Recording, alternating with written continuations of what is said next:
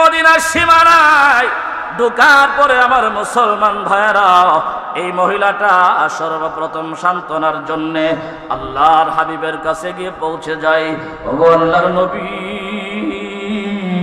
আমি আপনার আশিক হইয়া মক্কা ছেড়ে, জন্মভূমি ছেড়ে আমি আপনার মদিনায় হিজরত করে চলে আসছি গো নবীজি। আপনি দয়া করে আমার জন্য দোয়া করে দিবেন, আমার কুলের সন্তানটার জন্য দোয়া করে দিবেন। আরে মুসলমান, আল্লাহর কুদরত বোঝা যায় না। এই মহিলার সন্তানটা দুই একদিন যাওয়ার পরে অসুস্থ হয়ে যায়। শুধু অসুস্থ হই না গো, এই মহিলার বাচ্চাটা দুনিয়া থেকে বিদায় হয়ে চলে গেলেন, মারা গেলেন। মুসলমান, এই মহিলাটা আল্লাহর কাছে মুনাজাত দেয়, আল্লাহ, ওই মক্কার বেঈমান কাফেরেরা আমাকে বলছিল মদিনার আবহাওয়া ভালো না, তুমি হিজরত করিও না গো, হিজরত করলে তোমার ভালো হবে না, তোমার সন্তানটা অসুস্থ হওয়ার সম্ভাবনা আছে, এই অসুস্থতায় মরে যাওয়ার সম্ভাবনা আছে, সুতরাং তুমি হিজরত করিও না, হিজরত করিও না। আল্লাহ, বেঈমান কাফেররা আমাকে বলে দিয়েছিল হিজরত না করার জন্য, মদিনার আবহাওয়া ভালো না, আমি অসুস্থ হইতে পারি, আমার মেয়েটাও অসুস্থ, আমার সন্তানটাও অসুস্থ হইতে পারে। আল্লাহ, আমার সন্তান দুনিয়া থেকে বিদায় হয়ে গেছে, আমার কোনো আফসোস নাই, তবে বেঈমান কাফেরদের কথা যে সত্য হয়ে গেল। আল্লাহ, আমার আপনার কাছে একটা ফরিয়াদ হলো, প্রভু দয়া করে মেহেরবানি করে গো আল্লাহ, কাফেরদের কথা যেন সত্য না হই গো, আপনি দয়া করে আমার সন্তানটাকে আবার জিন্দা করে দেন। সুবহানাল্লাহ। আল্লাহ রাব্বুল আলামিনের কাছে ওই মহিলা দোয়া করতে দেরি রে ভাই, আমার আল্লাহ রহমানুর রহিম এই মহিলার মুনাজাত আমার আল্লাহ কবুল কইরা একটা মুহূর্তের ভিতরে এই মহিলার সন্তানটাকে আমার আল্লাহ জিন্দা করে দিয়েছেন। সুবহানাল্লাহ।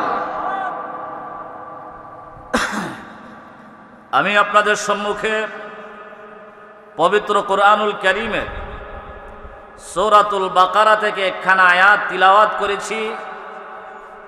বিশ্বনবী সাল্লাল্লাহু আলাইহি ওয়াসাল্লামের অসংখ্য গণিত হাদিস থেকে দুইখানা সহিহ হাদিস আপনাদের সামনে আমি পাঠ করেছি। মহান মালিক যদি তৌফিক দান করেন তাহলে উক্ত আয়াত এবং হাদিস দুইকে সামনে নিয়ে কিছু কথাবার্তা সংক্ষিপ্ত সময়ের ভিতরে বলার চেষ্টা করব। মহান মালিক বলার, শোনার, উভয়কে আমল করার আল্লাহ তৌফিক দান করুন। আওয়াজ করে বলে দেন আমিন। আজকের আমার আলোচ্য বিষয় হলো দোয়া। মুসলমানদের একটি মূল হাতিয়ারের নাম হইল দোয়া। এই কথাটা আমাদের অনেকেরই জানা নাই। যেহেতু মুসলমানদের গুরুত্বপূর্ণ একটা হাতিয়ারের নাম দোয়া, একটি প্রশ্ন আমাদের কাছে বারবার আসে যে হুজুর, আফগানিস্তানের জন্য বহুদিন দোয়া করেছি, কাশ্মীরের জন্য বহুদিন দোয়া করেছি, ফিলিস্তিন, গাজা, রাফার মুসলমানদের জন্য বহুদিন দোয়া করেছি, ইরাকের মজলুম মুসলমানদের জন্য বহুদিন দোয়া করেছি, আল্লাহ তো আমাদের দোয়া কবুল করে না। দোয়া কবুল হওয়ার জন্য, দোয়া করার জন্য কিছু শর্ত আছে, কিছু সময় আছে, টাইম আছে। বলেন, দোয়া করার জন্য, দোয়া যেহেতু গুরুত্বপূর্ণ একটি বিষয়, প্রত্যেকটা গুরুত্বপূর্ণ বিষয়ের কিছু শর্ত সারায় থাকে। যেহেতু দোয়া মুসলমানদের একটি হাতিয়ার, এই জন্য দোয়া করারও কিছু শর্ত সারায়ত আছে, দোয়া করারও কিছু টাইম, সময় আছে। যে বিশেষ সময়ে মালিকের কাছে মোনাজাত দিতে দেরি, বলতে দেরি, আল্লাহ কবুল করতে, মঞ্জুর করতে একটা মুহূর্ত দেরি করেন না। এইরকম কিছু মুহূর্ত আজকে আমরা জেনে নিব, কিছু শর্ত জেনে নিব, যে শর্ত সাপেক্ষে আল্লাহর কাছে আমরা দোয়া করলেই আল্লাহ দোয়া কবুল করে নেবেন ইনশাআল্লাহ তাআলা। আমি আপনাদের সম্মুখে পবিত্র কোরআনুল কারীমের যে আয়াত তিলাওয়াত করেছি, আল্লাহ পাক রব্বুল আলামিন সেই আয়াতে আলোচনা করতেছেন। ইয়া আইয়ুহান নাস কুলু মিম্মা ফিল আরদি হালালান তাইয়্যিবা ওয়ালা তাত্তাবিউ খুতুওয়াতিশ শাইতান ইন্নাহু লাকুম আদুউম মুবিন। আল্লাহ পাক রব্বুল আলামিন উক্ত আয়াতে আলোচনা করেন, ইয়া আইয়ুহান নাস, হে মানব মণ্ডলী, হে মানুষ, হে ইনসান, কুলু মিম্মা ফিল আরদি হালালান তাইয়্যিবা, তোমরা জমিনের ওই বস্তু আহার করো, ভক্ষণ করো, খাও যা তোমাদের জন্য হালাল এবং পবিত্র করা হয়েছে। ওয়ালা তাত্তাবিউ খুতুওয়াতিশ শাইতান, তোমরা শয়তানের পদাঙ্ক অনুসরণ করিও না। ইন্নাহু লাকুম আদুউম মুবিন, কেননা নিশ্চয় শয়তান তোমাদের প্রকাশ্য দুশমন। বলেন, শয়তান বন্ধু না দুশমন? আল্লাহ পাক রব্বুল আলামিন উক্ত আয়াতে মুসলমানদেরকে তারগিব করেছেন, উৎসাহিত করেছেন, আদেশ দিয়েছেন, নির্দেশ দিয়েছেন, হুকুম দিয়েছেন। আল্লাহ পাক রব্বুল আলামিন আমাদেরকে হালাল খাওয়ার জন্য। বলেন, কি খাওয়ার জন্য? তাহলে আজকে আমি এই আয়াত কেন বললাম? কারণ আল্লাহর হাবিব এবং আল্লাহ পাক রব্বুল আলামিন আমাদের মুসলমানদেরকে যে হাতিয়ার দিয়েছেন দোয়া, এই দোয়া কবুল হওয়ার জন্য এক নাম্বার শর্ত হলো আমরা হালাল খেতে হবে। কথা বলেন, ঠিক কিনা? আল্লাহ পাক রব্বুল আলামিন বলেন, বান্দা কুলু মিম্মা ফিল আরদি হালালান তাইয়্যিবা, জমিন থেকে ওই বস্তু ভক্ষণ করো তোমাদের জন্য যা হালাল করা হয়েছে। এর অর্থ হইল তোমরা হারাম খেও না, হারামের ধারে কাছেও যাও না। ওয়ালা তাত্তাবিউ খুতুওয়াতিশ শাইতান, এবং তোমরা শয়তানের পদাঙ্ক অনুসরণ করিও না। হালাল খাও, শয়তানের পদাঙ্ক অনুসরণ করিও না, এই কথাটা আল্লাহ কেন বললেন? হালাল খাওয়ার সাথে শয়তানের অনুসরণ না করার সাথে সম্পর্ক কি? কারণ শয়তান কোনোদিনও চাই না একজন মুমিন মুসলমান হালাল খাক। কথা বলেন, ঠিক কিনা? শয়তান ভালো করেই জানে, আল্লাহর সাথে চ্যালেঞ্জ করে আসছে, আল্লাহ আপনি আপনার বান্দা বানায়া দুনিয়ায় পাঠাচ্ছেন, আর আমিও ইবলিস হয়ে যাইতেছি লানতের তখতা নিয়া। আমি যেমন জাহান্নামী, আমি ওয়াদা অঙ্গীকার করলাম আপনার সাথে, আপনার অধিকাংশ বান্দাকে আমি জাহান্নামী বানায়া ছেড়ে দিব। নাউজুবিল্লাহ। কার সাথে ফাইট করে? আল্লাহর সাথে। আপনার অধিকাংশ বান্দাকে আমি জাহান্নামে পৌঁছায়া ছাড়ব। এই জন্য শয়তানের কাজ হইল মানুষকে হারাম পথ দেখানো, হারাম খাওয়ানো। কথা বলেন, ঠিক কিনা? আল্লাহ বলেন হালাল খাও, শয়তান খাও, হারাম খাও, জলদি বড় লোক হইতে পারবা। কথা বলেন না কেন? আল্লাহ বলেন হালাল খাও, শয়তান বলে ঘুষ খাও।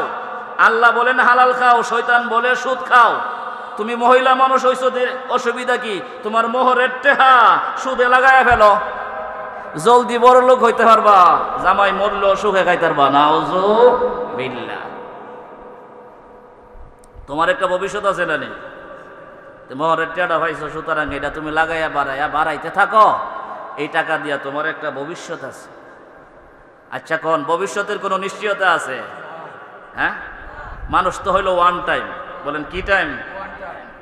গরু ছাগলের যতটুক নিশ্চয়তা আছে মানুষের এতটুক নিশ্চয়তাও নাই। কথা বলেন, ঠিক কি?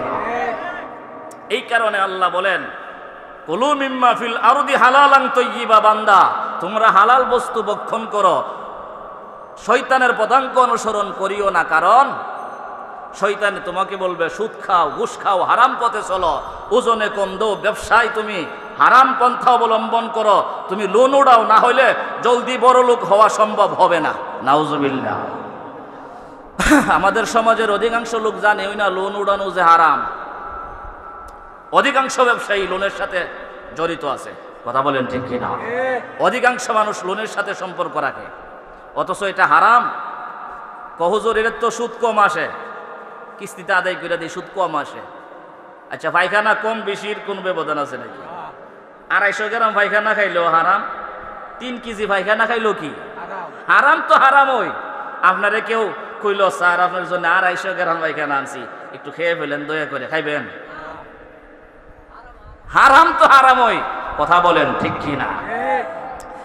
এই জন্য আল্লাহ রাব্বুল আলামিন আমার উক্ত তিলাওয়াতকৃত আয়াতে মহান মালিক পরিষ্কার করে বান্দা বান্দিকে বুঝাইতেছেন, নির্দেশ দিচ্ছেন, বান্দা বান্দিরে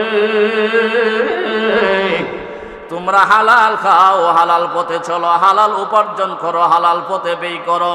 এই জন্য মুসলমান আমি জানতে চাই, আমরা মুসলমান হইয়া মুমিন মুসলমানের খাতায় নাম লেখায়া মুমিন মুসলমানের ঘরে জন্ম হইয়া হালাল খাওয়ার আমাদের দরকার আছে কিনা না? আল্লাহ রাব্বুল আলামিন বলেন, রে বান্দা ওয়ালা তাত্তাবিউ খুতুওয়াতিশ শাইতান ইন্নাহু লাকুম আদুউম মুবিন। বান্দারে তুমি শয়তানের পদাঙ্ক অনুসরণ করিও না। এ বান্দা, তুমি জানো নি শয়তান তোমাকে বুঝাইবে, সমঝাইবে। এরে আল্লাহর বান্দা, যদি বড় লোক হইতে চাও, তোমার ছেলে সন্তানগুলির জন্য যদি কিছু সম্পদ রেখে যাইতে চাও, সুদে লাগাইয়া কিছু টাকা জমা করো, ঘুষে লাগাইয়া কিছু টাকা জমা করো, ব্যাংক থেকে লোন উঠাইয়া পুঁজিটা অনেক বড় করো, তোমার ব্যবসাটা বড় করো, তাহলে তোমার সন্তানাদির জন্য কিছু রেখে যাওয়া সম্ভব হবে। আর যদি ব্যাংকের থেকে লোন না উঠাও, সুদের ব্যবসার সাথে জড়িত না হও, ঘুষের ব্যবসার সাথে জড়িত না হও, হারাম না খাও গো, জলদি বড় লোক হওয়া যাবে না। এই জন্য মুসলমান, আল্লাহর অর্ডার, আল্লাহর নির্দেশ, আল্লাহর হুকুম হলো বান্দা ছোট্ট একটা হায়াত দিয়া তোমাকে দুনিয়ার জমিনে পাঠাইলাম। তোমার জীবনটা হলো ওয়ান টাইম। আজকে আসো, আগামীকাল তুমি নাও থাকতে পারো রে বান্দা। এই কারণে আমি আল্লাহ রব্বুল আলামিনের পক্ষ থেকে বড় অর্ডার আর নির্দেশ হলো, বান্দা তুমি যা খাইবা হালাল খাইবা, যা উপার্জন করবা হালাল উপার্জন করবা, হারামকে তুমি বর্জন করবা। এই জন্য মুসলমান, আমাদের সমাজের প্রত্যেকটা মুসলমান সুদ ঘুষ থেকে হারাম থেকে বিরত থাকার দরকার আছে কিনা না? আল্লাহর হাবিব বলেন, তোমার দোয়া আল্লাহর কাছে মঞ্জুর হওয়ার জন্য 1 নাম্বার শর্ত হলো আকলুল হালাল। হালাল খেতে হবে, হালাল উপার্জন করতে হবে, হালাল পথে ব্যয় করতে হবে। কথা বলেন ঠিক কিনা? তাহলে আমরা হারাম থেকে বাঁচার দরকার আছে কিনা নাই? হারাম থেকে বাঁচলেও কি বড় লোক হওয়া যাবে? আমার ভাই, হারাম থেকে বাঁচলেও বড় লোক হওয়া যাবে। কারণ হইল, আপনি হারাম পথে যেই টাকা উপার্জন করতেছেন, যেই টাকার মালিক হচ্ছেন, আপনার রিজিকের বাহিরে কোনো টাকার মালিক হইতে পারবেন না। আর আপনার রিজিক কেউ হালাল পথে উপার্জন করে, কেউ হারাম পথে উপার্জন করে। হয়তো আল্লাহ আপনাকে ধীরস্থির ভাবে বড় লোক বানাইলো, আপনি চাইতেছেন জলদি করে বড় লোক হয়ে যায়। কথা বলেন ঠিক কিনা? আল্লাহর হাবিব বলেছেন, কোনো মানুষ মরবে না হাত্তা তাস্তাকমিলা রিজকুহু, যতদিন তার একটা রিজিক বাকি থাকবে ততদিন সে মরবে না। এর অর্থ হলো, আমার রিজিক যা আমার জন্য আল্লাহ বরাদ্দ করেছেন, বাজেট করেছেন, আমার জন্মের, আমার সৃষ্টির 50,000 বছর পূর্বে, সেই হালাল পন্থায় মহান মালিক, এই টাকার মালিক আমাকে বানাবেই বানাবে। কিন্তু আমি হারাম পথে সেই টাকার মালিক জলদি বড়লোক হওয়ার জন্য করছি। কথা বলেন ঠিক কিনা?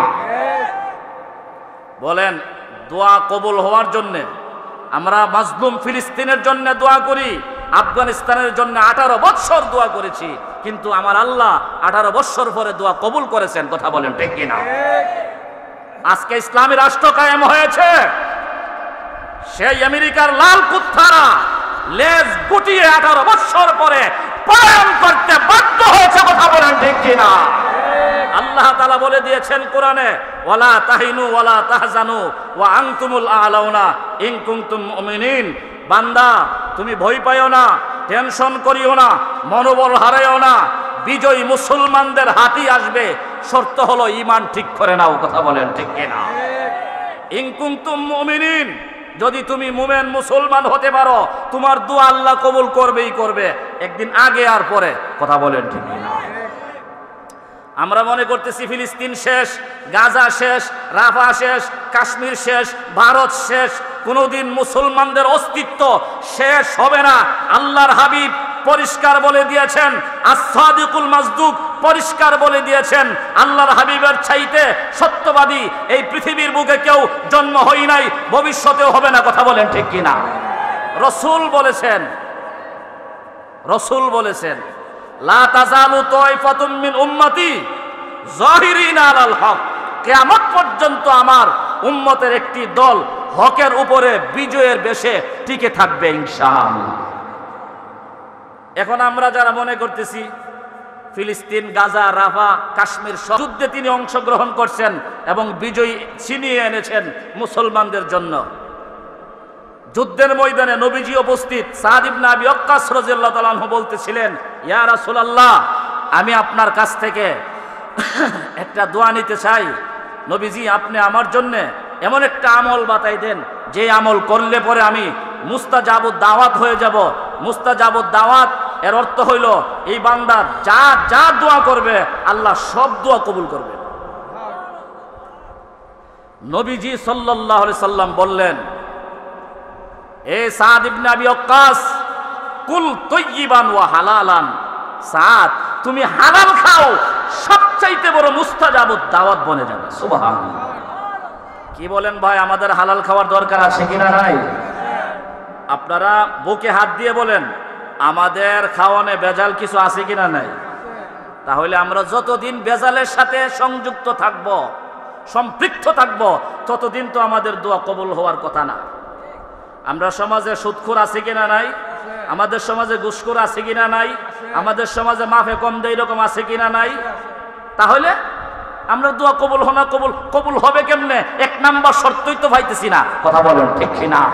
আল্লাহ তাআলা এক নাম্বার শর্ত পূরণ করার তৌফিক দান করুন, হালাল খাওয়ার তৌফিক দান করুন। দোয়া কবুল হওয়ার 2 নাম্বার শর্ত হলো, আল্লাহর হাবিব বলেন, উদউল্লাহ মুকিনিনা বিল ইজাবা। বান্দা, তুমি আল্লাহর কাছে দোয়া করো এই আত্মবিশ্বাস নিয়া, আমি আল্লাহরে যা কইব আল্লাহ সব কবুল করবেন। সুবহানাল্লাহ। এই ইয়াকিন, বিশ্বাস অন্তরে নিয়া, দিলে নিয়া আল্লাহর কাছে দোয়া করলে আল্লাহ তাআলা নগদ আমাদের এই দোয়া কবুল করবেন। সুবহানাল্লাহ। আমার ভাই, এই জন্য আল্লাহর কাছে দোয়া করার দরকার আছে কিনা নাই? কি নিয়া? আত্মবিশ্বাস, ইয়াকিন নিয়া আল্লাহ আমার দোয়া কবুল করবেন। আল্লাহ রহমান ও রাহিম, আল্লাহ দোয়া কবুল করনেওয়ালা, আল্লাহ আমার দোয়া কোনোদিন মিস করবে না, ফেরত দিবে না। আল্লাহ আমার দোয়া কবুল করবেন ইনশাআল্লাহ তাআলা। বলেন, দোয়া কবুল হওয়ার 1 নাম্বার শর্ত হলো দোয়া করার জন্য হালাল খেতে হবে। 2 নাম্বার শর্ত হলো ইয়াকিন, বিশ্বাস, আস্থা নিয়ে দোয়া করতে হবে, আমি দোয়া করলে আল্লাহ কবুল করব। কথা বলেন ঠিক কিনা? মদিনা থেকে একজন মহিলা ঈমানের পাওয়ারে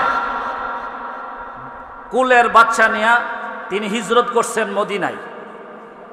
মক্কাবাসী বলছে, এই মহিলা সাবধান, তুমি যে মদিনায় হিজরত করবা, তোমার কুলের সন্তানটা, মদিনার আবহাওয়া ভালো না, মদিনায় পৌঁছার সাথে সাথে তোমার সন্তানও অসুস্থ হবে, তুমিও অসুস্থ হবে, তুমিও মারা যাওয়ার সম্ভাবনা আছে, তোমার সন্তান তো মরে যাওয়ার সম্ভাবনা আছে। আবহাওয়া ভালো না, দূষী আবহাওয়া। নাউজুবিল্লাহ। কেউ যেই দেশে নবী গেছে এই দেশের আবহাওয়া দূষী হইলেও তো পবিত্র হয়ে যাইব। কথা বলেন ঠিক কিনা? আর মদিনার আবহাওয়া দূষী হইতে পারে না। মদিনায় তখন আমার নবীজি অবস্থান করতেছিলেন। মহিলা ঈমানের পাওয়ারে বলতেছে, ভাইরা আমার, আমাকে ফিরাইতে পারবা না। যেই দেশে আমার নবী নাই সেই দেশে আমি থাকতে পারি না, যেই দেশে আমার নবী আছে আমি সেই দেশে চলে যাব, আবহাওয়া দূষী হোক ভালো হোক। সুবহানাল্লাহ কইতেন না? মুসলমান, আল্লাহরে বান্দি, কুলে একটা বাচ্চা নিয়ে হিজরত করা শুরু করে দিলেন। হিজরতটা এত আমার ভাই সহজ ছিল না রে মুসলমান। তদানীন্তনকালে গাড়ি ঘোড়ার কোনো ব্যবস্থা ছিল না, মহিলার কোনো যানবাহনের ব্যবস্থা ছিল না। এই মহিলা কোলে একটা বাচ্চা নিয়ে মক্কা ছেড়ে নবীর দেশে হিজরত করে মদিনায় যাওয়ার জন্য, আল্লাহর হাবিবের দেশে যাওয়ার জন্য এই মহিলাটা কোলে একটা বাচ্চা নিয়ে যখন হাঁটা শুরু করে দিলেন, আল্লাহর নবী যেই দেশে নাই গো, সেই দেশে আমি মহিলা থাকতে পারি না। আল্লাহর নবী যেই মদিনায় আছে, আমি সেই মদিনায় কষ্ট হলেও আমি সেখানে পৌঁছে যাব। আমি না আশিক রাসূল, আমি না আমার পয়গম্বরকে বড় ভালোবাসি। আমার নবী যেখানে, আমি যাব সেখানে, আমার যতই কষ্ট হোক না কেন আমি সেখানে পৌঁছে যাব রে মুসলমান। আল্লাহর এই বান্দি হাঁটতে হাঁটতে হাঁটতে হাঁটতে আমার ভাই কোনো একদিন মদিনার সীমানায় পৌঁছে গেলেন। এই মহিলাটা ওই মদিনার সীমানায় যাওয়ার পরে, ওই মদিনার সীমানায় ঢোকার পরে আমার মুসলমান ভাইয়েরা, এই মহিলাটা সর্বপ্রথম সান্ত্বনার জন্যে আল্লাহর হাবিবের কাছে গিয়ে পৌঁছে যায়। ওগো আল্লাহর নবী, আমি আপনার আশিক হইয়া মক্কা ছেড়ে, জন্মভূমি ছেড়ে আমি আপনার মদিনায় হিজরত করে চলে আসছি গো নবীজি। আপনি দয়া করে আমার জন্য দোয়া করে দিবেন, আমার কুলের সন্তানটার জন্য দোয়া করে দিবেন। আরে মুসলমান, আল্লাহর কুদরত বোঝা যায় না। এই মহিলার সন্তানটা দুই একদিন যাওয়ার পরে অসুস্থ হয়ে যায়। শুধু অসুস্থ হই না গো, এই মহিলার বাচ্চাটা দুনিয়া থেকে বিদায় হয়ে চলে গেলেন, মারা গেলেন। মুসলমান, এই মহিলাটা আল্লাহর কাছে মুনাজাত দেয়, আল্লাহ, ওই মক্কার বেঈমান কাফেরেরা আমাকে বলছিল মদিনার আবহাওয়া ভালো না, তুমি হিজরত করিও না গো, হিজরত করলে তোমার ভালো হবে না, তোমার সন্তানটা অসুস্থ হওয়ার সম্ভাবনা আছে, এই অসুস্থতায় মরে যাওয়ার সম্ভাবনা আছে, সুতরাং তুমি হিজরত করিও না, হিজরত করিও না। আল্লাহ, বেঈমান কাফেররা আমাকে বলে দিয়েছিল হিজরত না করার জন্য, মদিনার আবহাওয়া ভালো না, আমি অসুস্থ হইতে পারি, আমার মেয়েটাও অসুস্থ, আমার সন্তানটাও অসুস্থ হইতে পারে। আল্লাহ, আমার সন্তান দুনিয়া থেকে বিদায় হয়ে গেছে, আমার কোনো আফসোস নাই, তবে বেঈমান কাফেরদের কথা যে সত্য হয়ে গেল। আল্লাহ, আমার আপনার কাছে একটা ফরিয়াদ হলো, প্রভু দয়া করে মেহেরবানি করে গো আল্লাহ, কাফেরদের কথা যেন সত্য না হই গো, আপনি দয়া করে আমার সন্তানটাকে আবার জিন্দা করে দেন। সুবহানাল্লাহ। আল্লাহ রাব্বুল আলামিনের কাছে ওই মহিলা দোয়া করতে দেরি রে ভাই, আমার আল্লাহ রহমানুর রহিম এই মহিলার মুনাজাত আমার আল্লাহ কবুল কইরা একটা মুহূর্তের ভিতরে এই মহিলার সন্তানটাকে আমার আল্লাহ জিন্দা করে দিয়েছেন। সুবহানাল্লাহ। আমার ভাই, শুকরিয়া আদায় করতে হবে আজকের যিনি প্রধান অতিথি, যিনি বিশেষ অতিথি, হযরত মাওলানা, সারা বাংলার আলোড়ন সৃষ্টিকারী, যুবকদের আইডল হযরত মাওলানা শোয়েব আহমদ আশরাফি সাহেব দামাত বারাকাতুহুম এবং মুফতি কাউসার আহমদ সাহেব, ওনারা উভয়ই আলহামদুলিল্লাহ উপস্থিত হয়ে গেছেন, বলি আলহামদুলিল্লাহ। ওনারা উপস্থিত আছেন, একটু পরে ওনারা চলে আসবেন, ধারাবাহিক আলোচনা করবেন। আল্লাহ পাক রব্বুল আলামিন শেষ পর্যন্ত আমাদের প্রত্যেককে বসে থাকার, আলোচনা শোনার, আমল করার তৌফিক দান করে দেন, বলেন আমিন। বলতেছিলাম দোয়া কবুল হওয়ার জন্য 1 নাম্বার শর্ত হালাল খাওয়া, 2 নাম্বার শর্ত হলো আস্থা, বিশ্বাস, ইয়াকিন থাকা। কথা বলেন ঠিক কিনা? এই ইয়াকিন, বিশ্বাস নিয়ে আল্লাহর কাছে দোয়া করতে হবে। আমি আল্লাহর বান্দা, আমি আল্লাহর বান্দি, আমি আল্লাহর যা কই আল্লাহ তাই শুনবো। আল্লাহ কো আনা ইনদা জন্নে আব্দি বি, হাদিসে কুদসিতে আছে, বান্দা আমার প্রতি যেই ধারণা রাখে আমিও তার সাথে সেই রকম আচরণ করি। সুবহানাল্লাহ। বান্দা যদি কো কবুল হবে, আল্লাহও কো কবুল হবে। বান্দা যদি কো না ভেজাল আছে, আল্লাহ কো ভেজাল আছে। সুবহানাল্লাহ। এর নাম হলো আল্লাহ বলেন আমি আমার বান্দার ধারণা অনুযায়ী আমি কাজ করি। এই জন্য ধারণা রাখতে হবে আমি দোয়া করলেই কবুল হবে, কবুল করার মালিক আরো জোরে বলেন কে? আল্লাহ আমাদের দোয়া কবুল করবেন ইনশাআল্লাহ। তবে হ্যাঁ, দোয়ার জন্য বিশেষ কিছু টাইম সময় আছে। চেয়ারম্যান সাহেব, এমপি সাহেব, মন্ত্রী সাহেবের সাথে সাক্ষাতের যদি কিছু টাইম থাকতে পারে, নিয়ম কানুন থাকতে পারে, আল্লাহর কাছে কিছু বলার জন্য কি টাইম টেবিল না? হ্যাঁ, যে কোনো টাইমে আল্লাহরে ডাক দিলে আল্লাহ শুনে, তবে বিশেষ কিছু মুহূর্ত আছে, বলতে দেরি, গ্রহণ হইতে দেরি হবে না। কথা বলেন ঠিক কিনা? বলেন, দোয়া কবুল হওয়ার বিশেষ কিছু সময় আছে, টাইম আছে। এর এক নাম্বার দোয়া কবুলের টাইম হলো তাহাজ্জুদের সময়। সুবহানাল্লাহ। তাহলে হুজুর টেকাইছেন, 5 ওয়াক্ত নামাজই তো পড়ি না, অভ্যাস নাই, আবার তাহাজ্জুদ, অনেক কষ্ট না নি? আপনার যদি মুসিবত থাকে, পেরেশানি থাকে, আপনার অভাব থাকে, আপনার কোনো কিছু অভাব মনে করতেছেন, কত মানুষ আছে পেরেশানিতে সারা রাত ঘুমানা। কথা বলেন ঠিক কি? যেই মানুষটা মুসিবতে পড়ার কারণে সারা রাত্র ঘুমানা, এই মানুষটা কি শেষ রাত্রে ওইটা আধা ঘন্টা আল্লাহরে দিতে পারতো না? আল্লাহ তাআলা বলেন, বান্দা ওমিনাল লাইলি ফাতাহাজ্জাদ বিহি নাফিলাতাল লাক, রাত্রের বেলা উঠো, তাহাজ্জুদের সময় আমি আল্লাহকে সিজদা করো। আমি আল্লাহ, প্রথম আকাশে আমার রহমত ঘুরতেছে, তখন আমি আল্লাহ বলতেছি, আলামিন মুস্তাগফিরিন ফাগফির লাহু, আমার কাছে আসো কি কোনো ক্ষমা চানেওয়ালা?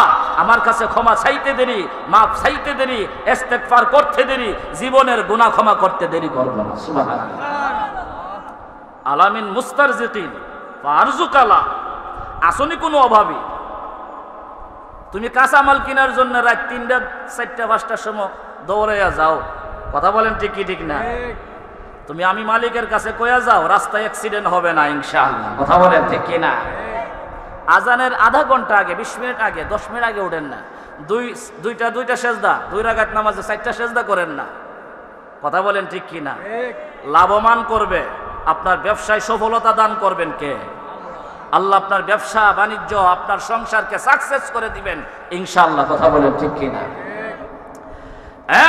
মুসলমান, এক নম্বরে দোয়া কবুলের বিশেষ মুহূর্তের নাম হলো তাহাজ্জুদের সময়। কথা বলেন ঠিক কি ঠিক না? মুসলমান রে,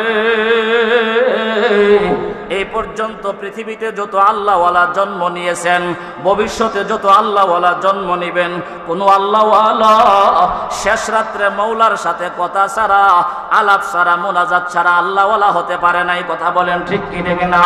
আরে মুসলমান, আল্লাহর সাথে কথা বলার জন্য বিশেষ সময়, বিশেষ মুহূর্ত, বিশেষ টাইম হলো তাহাজ্জুদের সময়। আল্লাহ রাব্বুল আলামিন বলতেছেন, বান্দা বান্দি, আমি প্রথম আকাশে আসিয়া তোমাদেরকে ডাকতে থাকি, রে বান্দা বান্দি, এখনো তুমি আরামের বিছানায় ঘুমিয়ে আসো, এখন তুমি উপরে ফ্যান চালাইয়া নিচে কম্বল লাগাইয়া ঘুমাইতে আসো, আরামসে তুমি ঘুমাইবারে বান্দা বান্দি। এই তো আমার কাছ থেকে নেওয়ার বিশেষ সুবর্ণ সুযোগ চলে যায় রে বান্দা। আধাটা ঘন্টা সময় দাও না রে বান্দা, তুমি ওযু বানাইয়া আমি আল্লাহ রব্বুল আলামিনের কাছে 2 রাকাত নামাজ পড়ার জন্য দণ্ডায়মান হয়ে যাও রে বান্দা। আমি আল্লাহ রব্বুল আলামিন তোমার বড় কাছাকাছি চলে আসছে রে বান্দা। বান্দা, আমার বিশেষ রহমত তোমাকে দান করার জন্য, আমার রহমত তোমার কাছাকাছি গিয়া ঘুরতেছে রে বান্দা। আমি আল্লাহর কাছে এই মুহূর্তে একটু চাও না, আমি আল্লাহ দেওয়ার জন্য প্রস্তুত হয়ে আছি। এই জন্য মুসলমান, ওমিনাল লাইলি ফাতাহাজ্জাদ বিহি নাফিলাতাল লাক, আল্লাহ রাব্বুল আলামিন বলতে চান, ওগো আমার মায়ার নবী, আপনার শেষ রজনীতে উঠিয়া আমি আল্লাহর কাছে তাহাজ্জুদের নামাজ পড়েন, তাহাজ্জুদের নামাজ পড়েন। আমার ভাই ও বন্ধুগণ, আমি জানতে চাই, আমার নবীর তো আমল নামায় কোনো গুনাহ ছিল না, গুনাহ ছিল না, গুনাহ ছিল না। আগে পিছের সব গুনাহ আমার আল্লাহ মাফ করিয়া মাসুম বেগুনাহ বানাইয়া আমার আপনার নবীজিকে আল্লাহ রাব্বুল আলামিন দুনিয়ায় পাঠাইলেন। আমার আপনার নবী মাঝে মধ্যে সারা রাত্র দাঁড়াইয়া দাঁড়াইয়া নামাজ পড়তেন। আম্মা জান আয়েশা রাদিয়াল্লাহু তাআলা আনহা বলতেন, ওগো মায়ার নবী, দয়ার নবী, রহমতের নবী, আপনি যে সারা রাত্র দাঁড়াইয়া নামাজ পড়েন গো নবী, আপনি যে সারা রাত্র দাঁড়াইয়া নামাজ পড়লেন গো নবী, আপনার দুটা পা ফুলে গেছে গো নবী, আপনার তো আগে পিছে কোনো গুনাহ নাই, আপনি তো নিশ্চিত জান্নাতি, আল্লাহ পাকের বন্ধু, আল্লাহ পাকের মাহবুব, আল্লাহ পাকের মাশুক। আপনার চাইতে পেয়ারা কোনো নবী নাই, আল্লাহর কাছে আর কোনো পেয়ারা পাত্র নাই গো নবী, আপনি কেন সারা রাত্র দাঁড়াইয়া দাঁড়াইয়া নামাজ পড়েন, কষ্ট করেন? আল্লাহর হাবিব ডাক দিয়ে বলেন, আয়েশা রে, যে আল্লাহ রব্বুল আলামিন আমার জিন্দগির সব গুনাহ মাফ করিয়া আমার দুনিয়ায় পাঠাইছেন, আমারে মাসুম বানাইছেন, যে আল্লাহ রব্বুল আলামিন আমাকে সাইয়্যিদুল মুরসালিন বানাইলেন, যে আল্লাহ আমাকে রহমাতুল লিল আলামিন লকব দিলেন, সার্টিফিকেট দিলেন, ওগো আয়েশা, সে আল্লাহর দরবারে দাঁড়ায়া কি শুকরিয়া আদায় করার দরকার আছে কিনা নাই? এই জন্য আমি সারা রাত্র দাঁড়াইয়া আল্লাহকে সেজদা করিয়া আল্লাহ রাব্বুল আলামিনের বিশেষ এই নিয়ামতের শুকরিয়া আদায় করি, কন্যা সুবহানাল্লাহ। আরে মুসলমান, আমার মায়ার নবী, রহমতের নবী, আল্লাহর মাহবুব ও মাশুক হইয়া যদি সারা রাত্র দাঁড়াইয়া নামাজ পড়তে পারে, রে মুসলমান, আমি আপনাদের কাছে জানতে চাই গো, আমরা শেষ রাত্রে আধাটা ঘন্টা আমাদের আল্লাহকে দেওয়ার জন্য প্রস্তুত আছি কিনা নাই? কারা কারা প্রস্তুত আছেন হাত উঠাইয়া দেখান। আল্লাহ আমাদের সবাইকে তাহাজ্জুদ গুজার হিসাবে কবুল করে নেন, বলেন আমিন। এক হাদিসে আছে, হাসরের মাঠে একজন ফেরেশতা দাঁড়াইয়া বলবেন, দুনিয়াতে যারা তাহাজ্জুদ গুজার ছিল, আল্লাহ পাক তোমাদেরকে বিশেষ একটি অফার দিয়েছে, সেই অফারের নাম হইল বিনা হিসাবে জান্নাতে ঢুকে যাও। সুবহানাল্লাহ। কি হিসাবে? এর চাইতে বড় অফার আর আছে? এর চাইতে বড় সম্মান আর হতে পারে না।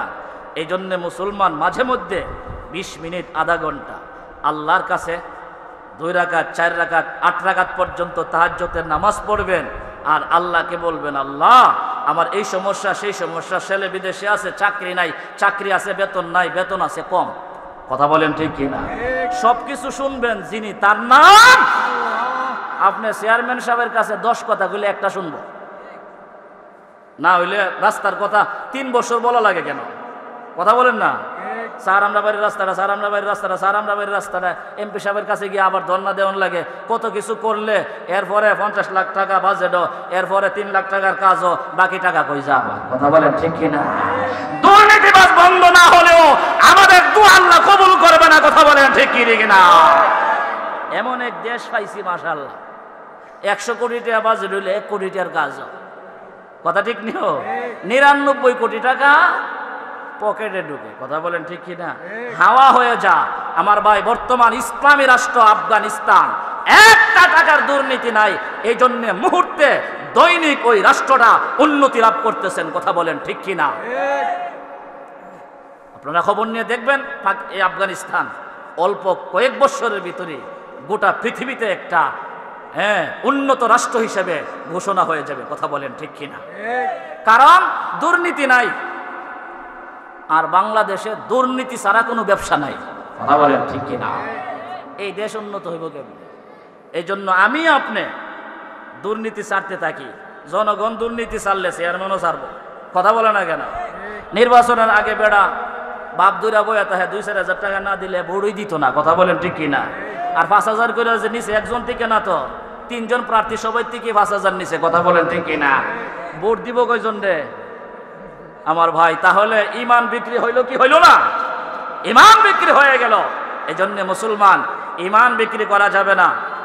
বলেন, 1 নাম্বার টাইম, বিশেষ মুহূর্ত আল্লাহর কাছে মোনাজাত পৌঁছানোর জন্য, মোনাজাত কবুল হওয়ার জন্য, দোয়া গ্রহণ হওয়ার জন্য 1 নাম্বার সময় হলো তাহাজ্জুদের মুহূর্ত। কথা বলেন ঠিক কিনা?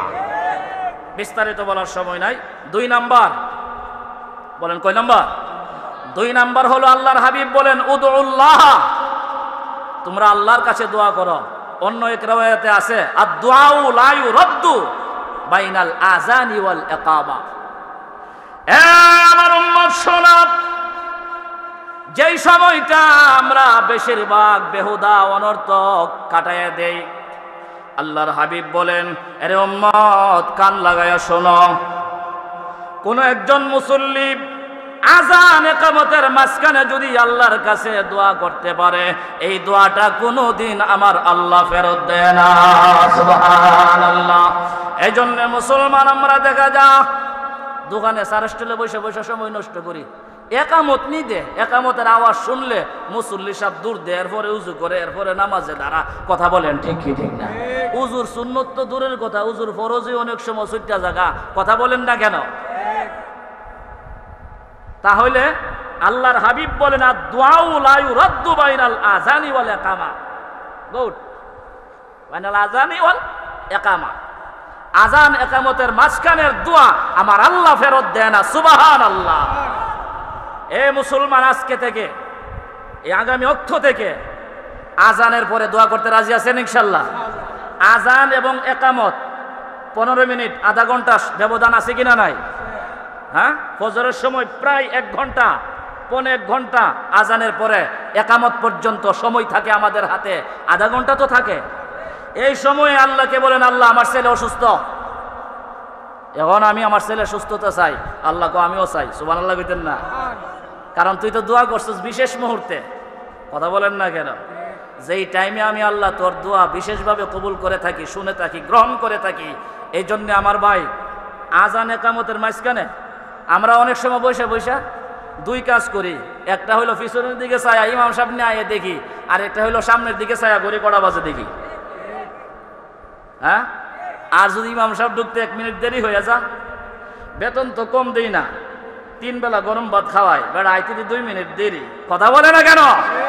এরকম স্বভাবের মুসল্লি আমরা দেশে তো নাই, নাকি আছে?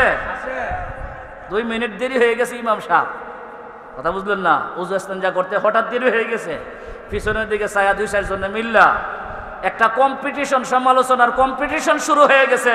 আল্লাহকে সমালোচনা না কইরা তোর 10টা হাজতের কথা বললে আমি আল্লাহ 10টা হাজত পূরণ করে দিব। সুবহানাল্লাহ।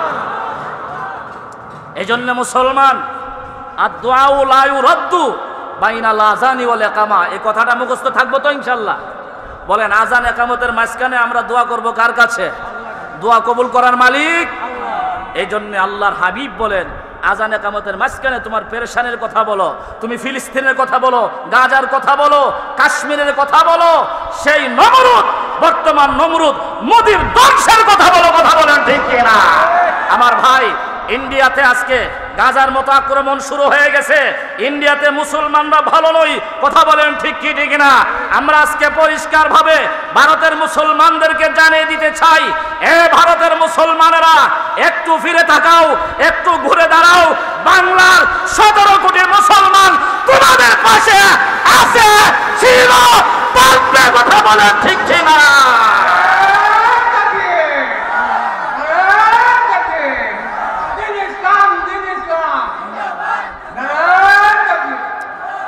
মুসলমান, আপনারা দেখেছেন কাশ্মীরে এই মোদি সে কৌশলগতভাবে পর্যটকদের উপরে আক্রমণ করে হত্যা করে সেখানে আজকে নির্যাতন চালাইছে। কথা বলেন ঠিক কিনা? গোটা বিশ্বের বেঈমান কাফেররা একদল একমত। কথা বলেন ঠিক কিনা? আমার ভাই, পরিষ্কার বলে দিতে চাই, ইমানদারের ইমান যদি ঠিক থাকে, আমরা যদি মুসলমান ইমানওয়ালা হতে পারি, আমাদের মুসল্লি যদি ফজরের নামাজে আর জুমার নামাজে সমান হয়ে যায়, গোটা বিশ্ব মুসলমানদের হাতে চলে আসবে। আওয়াজ দিয়ে বলেন কথা ঠিক ঠিক না? এই কথাগুলি মুখস্থ থাকবো তো ইনশাআল্লাহ তাআলা? আমার ভাই, অল্প কথা, যেহেতু গরমের রাত্র, এই জন্য লম্বা আলোচনার সময় নাই। আমাদের মেহমানগণ চলে আসতেছেন আলহামদুলিল্লাহ। হ্যাঁ, সারা বাংলায় যিনি ঘুরে ঘুরে ওয়াজ করেন, আমারই মহব্বতের ভাই মুফতি কাউসার আহমদ হাসানি আলহামদুলিল্লাহ স্টেজে চলে আসছেন। আলহামদুলিল্লাহ বলেন না দেখি?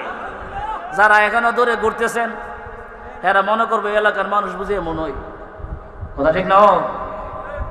যারা গরম লাগতেছে ভিতরে আইসা দেখেন আল্লাহর পক্ষ থেকে রহমত নাজিল হইতে আছে, কথা বলেন ঠিক কিনা?